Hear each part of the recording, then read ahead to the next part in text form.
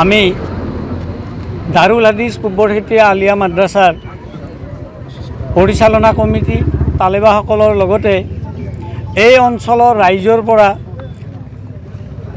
উজনি অসমৰ যি সংহাৰী বান পৰিস্থিতি হৈ গ'ল, সেই বানপীড়িতসকলৰ সাহায্যাৰ্থে কিছু ধন সংগ্ৰহৰ ব্যৱস্থা কৰিছোঁ।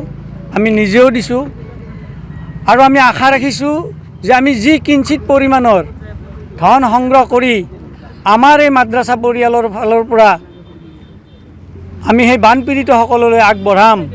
আল্লাহ যাতে এইটো কবুল কৰে আৰু সেইসকলক যিসকলে এই বানত ক্ষতিগ্ৰস্ত হৈছে সেইসকলক যাতে আল্লাহ গায়েবী মদতেৰে সহায় কৰে।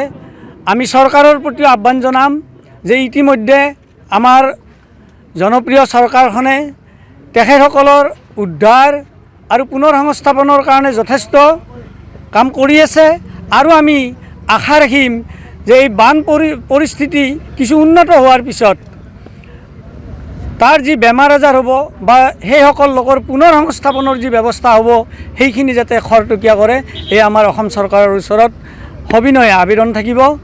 আৰু আমি আজি আমাৰ মাদ্ৰাছাৰ শিক্ষক তালেবাসকল আৰু কমিটিৰ নেতৃত্বত এই বান সাহায্য সংগ্ৰহৰ বাবে এই অভিযান আৰম্ভ কৰিছোঁ। এইটো স্থানীয়ভাৱে আমি ইয়াতে কালেকশ্যন কৰিম আমাৰ ওচৰ চুবুৰীয়াসকলৰ পৰা আৰু ইয়াৰ যিখিনি সংগ্ৰহিত ধন হ'ব সেইখিনি আমি মাননীয় মুখ্যমন্ত্ৰীৰ সাহায্য পুঁজিৰ জৰিয়তে সেই বানপীড়িতসকললৈ আমি প্ৰেৰণ কৰিম। যিকোনো খবৰৰ বাবে যোগাযোগ কৰক আমাৰ এই নম্বৰত 9181 307 221।